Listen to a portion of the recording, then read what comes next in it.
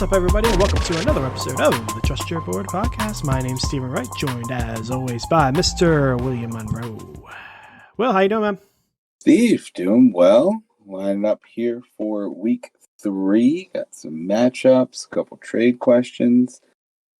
Ready to get it going. Yeah, these are going to get tougher and tougher as the year goes on, I'm sure. Oh, yeah. You know it. But yeah, let's go ahead and jump right in here. We'll start with the quarterbacks as per the usual. We got Darnold at Houston or Derek Carr, assuming he plays, versus the Dolphins. Yeah, this one I think is pretty close. I lean Darnold. I know it's Thursday, and we tend to try to stay away from those Thursday matchups, but I like the matchup against Houston. I don't think Houston's offense is going to get much going, and you can say, sure, that it's going to be a game script in favor of CMC, but I am a little worried about Carr, the injury, the Dolphins defense. I think they had a real dud game last week against Buffalo, but I do think they get it back going. Now, there's definitely injury issues on both sides for the defenses as well there for the Dolphins and Houston, but I will take my shot on Darnold and see what I get there on Thursday, and can make adjustments to the rest of the team there.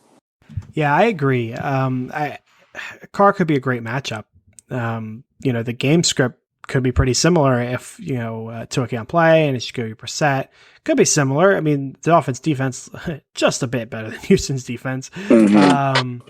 So that's a problem. But with the injury risk and you don't know, maybe they'll just go run heavy or, they'll ease him in or something to that degree. I'm not going to risk it. Not when Darnold has such a good matchup. And like you said, it could be a situation where he throws for 250 yards and 1 touchdown, and that's it. Because, it's all CMC. They got some defensive touchdowns. They didn't need to do anything else. He could also throw 3 touchdowns and, 350 yards because it's Houston. Who knows? So I'm going to go with Darnold. I'm not going to roll the dice with the injury with Carr. All right. Next up here, Jameis Winston in New England, Joe Burrow in Pittsburgh. This one, a little bit tougher. Burrow had a fine week 1 from a fantasy perspective through, I think, 3 interceptions week 2. Not ideal.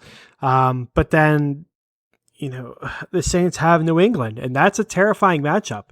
Not that Pittsburgh's easy. It's just, I don't know. There's something about New England. It's really worrisome. I don't like either. New England too is always tough. Yeah, it's not an easy place to play. I don't think I could roll. I don't think I could start Winston. I'd rather not start either of these guys. There's got to be a better streaming option out there. Yeah, go find Darnold. Probably the move. Yeah, right. But I guess if I had to, I'd go Burrow. Yeah, I lean Burrow here. If it's got to be one of these two, I'll take Burrow just because you kind of throw the records out when you got these divisional matchups, even though Pittsburgh's defense is very good. Anything can happen. There are crazy games within the division. So I'll take Burrow in Pittsburgh over Jameis trying to go into New England. I think that's going to be a pretty tough place to play. Now, this next one's going to test how much we like Darnold here. Darnold at Houston or Tannehill versus the Colts. Tannehill's not had a good fantasy week 1 or 2, so that makes it interesting. Yeah, this one is very close. I think I slightly lean Tannehill just because we know we get out of him long term. Another divisional matchup there at home. We'll see. Hopefully you won't know about Carson Wentz before the Thursday game to have to make the decision on Darnold. So I wouldn't fault anybody for just wanting to go with Darnold there, but I feel like Tannehill, if Carson isn't playing, pretty similar. Tannehill going against a backup quarterback, Darnold going against a backup quarterback. But if you do have Wentz playing in there, Colts could be a little more competitive. So I will go with Tannehill here in this matchup. Yeah, I think I'm going to go Darnold. It's scary to say, but I see them having similar floors this week. I mean, again, what we've seen out of Tannehill this year has been a floor. It hasn't been great. And I can't see Darnold doing any worse than that outside of getting hurt. So the floor, I think they're pretty even, but I think from an upside standpoint, it probably goes to Darnold. Again, it might be upside to the point where they don't even need him anymore. In which case that's not good, obviously. But I think I will take Darnold here. But again, I have no issue with Tannehill's side. It's really close. That might just be me rolling the dice, but I think I'll take Darnold here. Might also be because we keep getting burned by Tannehill in our dynasty league. Exactly. Yeah. So next up here, I believe we're looking at running backs. We have a 0.5 PPR. James Robinson versus Cardinals and Chase Edmonds at Jacksonville. Oh man, I think I gotta go with Edmonds. I don't love the split with him and Connor and all that, but James Robinson, the run game for Jacksonville as a whole is just non-existent, and I don't think I want to play them against the Cardinals defense. It's been pretty good. Edmonds has a good matchup against Jacksonville, so I think I'll easily take him. It feels weird to say, this adjustment away from James Robinson, but I think Edmonds is the play for me. Yeah, I lean Edmonds as well. I get that maybe you have a little more, you're hoping that you get more volume out of James Robinson versus Cardinals, but game script should be in Edmonds' favor. And I think he works a little more in the passing game as well. So you probably get more snaps out of him. We'll see. But I'll take Chase Edmonds in this matchup here. Okay. This one's pretty interesting. PPR, Myles Gaskin at Vegas or Damian Harris versus Saints. That is a tough one. I think I go Damian Harris. Maybe it's just because of that monster run he just had, and I'm just sold on that. But I liked him coming into the year, and I know the Saints defense is playing well, but at home I think they're going to rely on Harris again, just like they've done all year here. So I'm going to take Damian Harris fairly easily. Yeah, I think. Man, yeah, like you said, it's really tough. I think I will rely on Gaskin. I think they can, if Tua plays, I don't think he's going to play, but regardless of whether he plays or not, I think they're going to rely on him. They rely on the run game. I think that makes sense to me when you got a hurt quarterback or a backup quarterback that's really not that great. Vegas defense has been good. They have given up, on the ground a little bit. So I think I lean that way. It's kind of like the quarterback one earlier. I have no problem with Damian Harris. I think I just see more upside with Gaskin. All right. And our last RB head-to-head here, Elijah Mitchell versus the Packers. And I guess that's banking on him being healthy. And Javonte Williams versus the Jets. Yeah, this is another tough one. If he's healthy, that could be a really competitive, interesting game with the Packers. Definitely one that people are going to have their eyes on. So he should be good, but Javonte Williams has the easier matchup against the Jets, but he's split in time. So, which do you want to go? I think I would go with Mitchell because I think he's got the higher upside and probably a similar floor. Now, I don't want to say that. He's got the higher upside, but he's probably got a lower floor just because it's San Francisco running backs and who knows what's going to happen. But his upside's really high in that matchup. Javonte Williams' upside will be capped to some degree because he's split in time with Melvin. Yeah, I think you probably have maybe a better floor with Williams. I mean, they split pretty evenly. I think he had 13 carries for 64 yards here in this most recent week, tied for the same number of carries as Melvin. I think it comes down to waiting to see who's all healthy for San Fran. If it's just Mitchell and couple guys they sign off the streets. I think, if he is healthy and he's going to be a full go, I don't think you can pass up that matchup against Green Bay with, even less competition than you had coming into the week, which is crazy. And now we're going to transition over to the wide receivers here. Our first one's a PPR. Two guys had good week ones and then pretty mediocre week twos. So we have,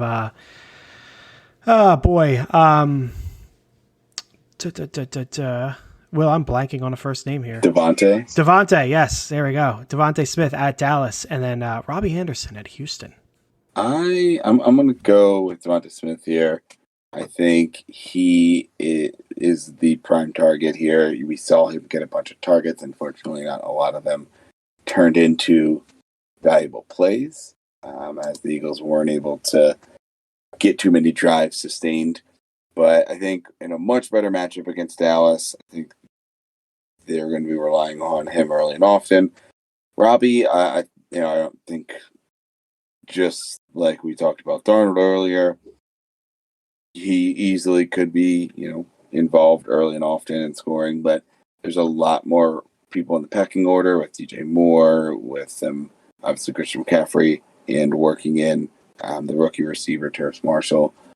It seems like some of it has come at Robbie Anderson's expense, so I am going to lean with Javonte Smith here, but both of them are solid flex out. Yeah, I am with you as well. Robbie Anderson, his week 1 was saved because of a touchdown. If you take that touchdown away, he was a very mediocre week.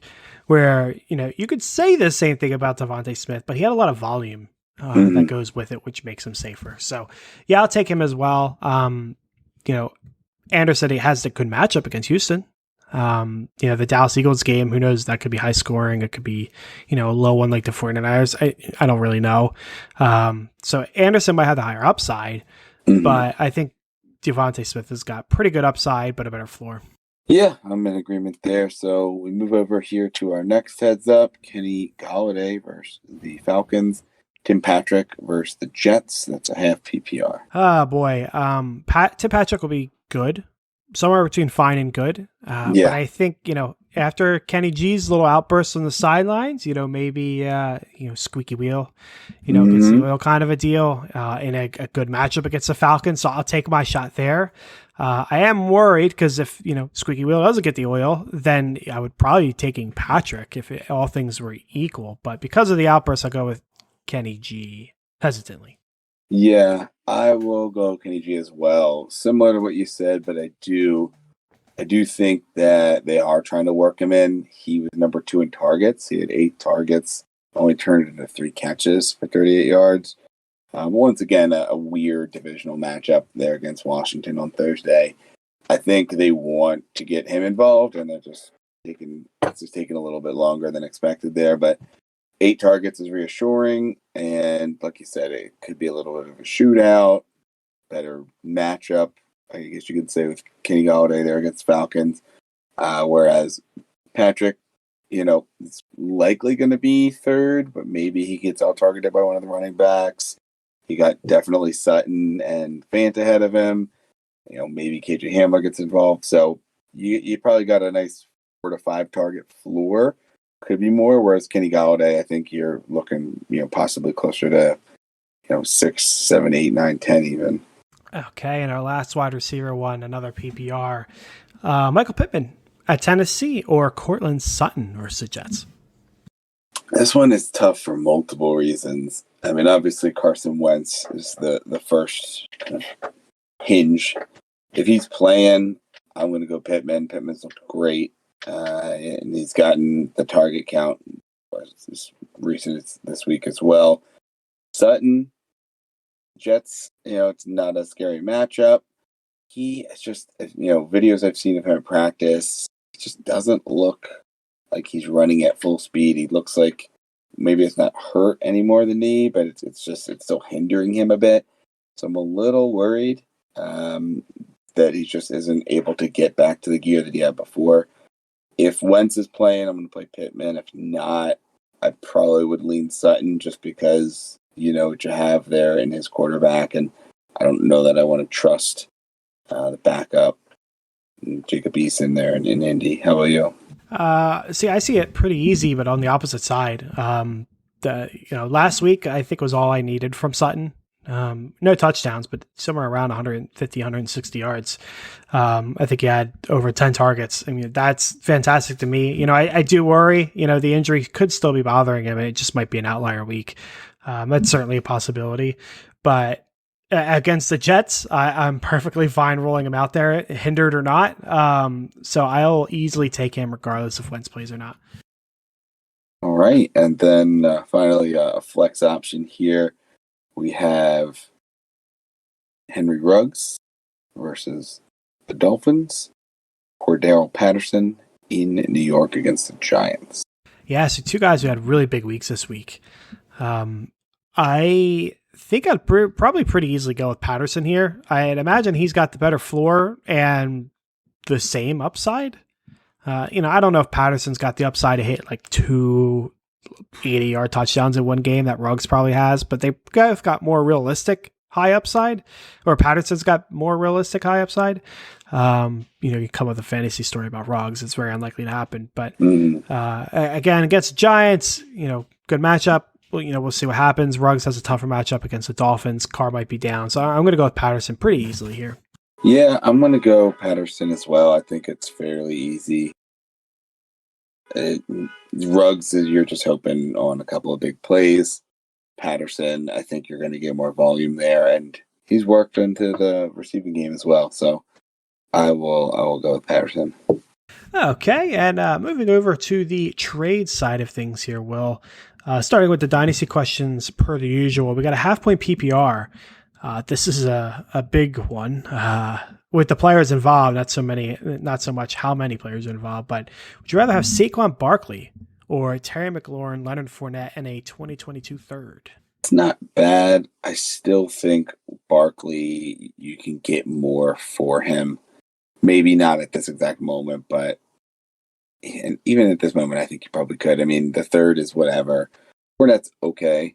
Especially this year, he'll give you some value, and McLaurin is obviously a very good up-and-coming receiver, but I still think you can get a bigger package for Barkley, so I would hold on to Barkley there.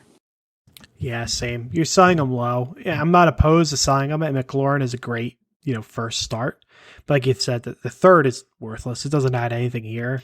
Fournette's the problem for me. I want someone better. Fournette feels like one of those guys where, I don't know what his contract situation is, but Tampa's going to move on from him at the end of this year, and then he's just going to fall off the face of the earth. And you just, he'll end up at some team, he'll do absolutely nothing, and you'll just forget he existed. That situation happens all the time, and you don't realize it because you forget who they are. So McLaurin's a good start, but it's not enough for me. I will stick with Barkley as well. All right, another dynasty here, PPR. Antonio Gibson and Melvin Gordon or Derrick Henry? This one I struggle with. I really like the idea of going from Henry to Gibson. I do think something else needs to be on the Gibson side, but I really don't want that something else to be Melvin Gordon, who feels like he's just got this 1 year left in him. So I think you got to know your league a little bit. I think I'll take the Gibson side, take the younger running back, try to predict when Henry's going to fall off. That's a roll of the dice, but I think I would do it. And then see if I can immediately just flip Melvin Gordon to a team that needs a running back and try to get something else. I'm not super confident in doing that, but I think that's what I would do. What would you do here? I think I would rather be on the Henry side. If I have Henry, that's not enough. If I'm trading, if I have Gibson and Gordon, I would love to turn that into Henry, run that through this year. And then if I want to move Henry in the offseason, I'm pretty sure I could get more than Gibson and Gordon, especially, after what I imagine is another top 5, top 10 season for him. So I would take Henry pretty easily on this one. That is fair. We do got a redraft question. It's actually one of our start set questions, I believe. Yeah. So we have Tim Patrick or Kenny G in a redraft straight up. Yeah, that one's a little tough as well. I think I would go Kenny G. I like Tim Patrick, but you kind of know what you got in him, whereas Kenny G, you're buying hopefully pretty low here, and he can, step up. But I think, at worst, he is, kind of in that Tim Patrick, maybe slightly below realm, but the ceiling is much higher. Yeah, and Tim Patrick has a Jerry Jeudy problem where eventually he'll come back. I don't know. Do you know the time frame on him? Jeudy, last I heard, it was about 6 weeks. That's what 6 I thought. to 8, 6 weeks. But that was at the original injury, so we're week and a half in. So, I could see Patrick outperforming Kenny G in that time frame. The potential exists. Like you said, Kenny G's got the upside, but it just hasn't been working yet. So, I could see Patrick outperforming him. If I'm an 0-2 team and I have Kenny G, maybe I would rather have Tim Patrick because I can't afford to wait. Or I could still afford to do it, but I'd rather not wait for Kenny G and Daniel Jones to figure it out if I'm an 0-2 hole. But, outside of that very specific situation, I think I would want Kenny G. And hope that they figure it out and have a more long-term answer where Tim Patrick's eventually, you would think, going to disappear. Next up, redraft half point, Darren Waller or Ezekiel Elliott? Super interesting question. Yeah. With Pollard having, a really good week last week, everyone thinking he might have standalone value. Zeke had a good week too, but it was capped to some degree. And you got to wonder if the rest of his weeks are going to be capped because Pollard is doing really good. So I think I would stick with Zeke. Part of it's just how I look at the tight end position. I don't know if I can give up a top running back, maybe not top, but, a top tier running back in Zeke up for a top tier tight end. I'd rather get Zeke and then see if Jared Cook was on my waiver, something like that. Mm-hmm. So I think I would stick with Zeke. I get it. It might just be my issue with tight ends, but I'm sticking with Zeke. What about you? Yeah, this one was much closer than I thought it would be. It's just getting that top tier tight end. And I think it's also after that 19 target game in week 1, came back to earth a little bit, but still had a great week for Waller. But it's just, if you have a shot at getting a top 5 running back, it's hard to pass that up. You're obviously going to the waivers for tight ends unless you're getting one back. What doesn't look like it here. I think I lean Zeke slightly, but there is a world where, Zeke just can't get fully going, and we have them splitting time, pretty evenly with him at Pollard. And Waller is just a target monster and comes out and, can even step into the top tight end role. So there's definitely a world where Waller is the pick here, but I'm still just going to bet on, just the scarcity of running back. Okay, yeah, that's fair. And our last redraft question here, I think it's interesting. Half point PPR. Assume you are the Nick Chubb owner. Would you rather have Myles Gaskin or Kareem Hunt? I'll take Myles Gaskin just to diversify away some. I just don't think you're going to be too thrilled starting both Hunt and Chubb. It's just limiting your upside. You can't score a touchdown, with both of them on the same play, unless one of them's throwing it, which could happen, but you're not going to see too often. Whereas Gaskin, I think you're going to have a little more diversity there, and I think he's still right on par with Hunt. So I'll take Gaskin. How about you? Yeah, I agree. It's also one where you look at the scoring format, half point PPR, that hurts Hunt a little bit compared to a full point PPR. Like you said, you do cap your upside. There'll definitely be weeks where you'd be happy playing both, but there's going to be weeks you aren't as well. And I don't want to play that game. So yeah, I would go with Gaskin as well. And that is going to wrap up our start, sit, and trade episode here for the week. So good luck, everybody, in your quest for victory here in week 3. If you have any questions, hit us up on Twitter at TrustYourBoard. But until next week, folks, trust your board.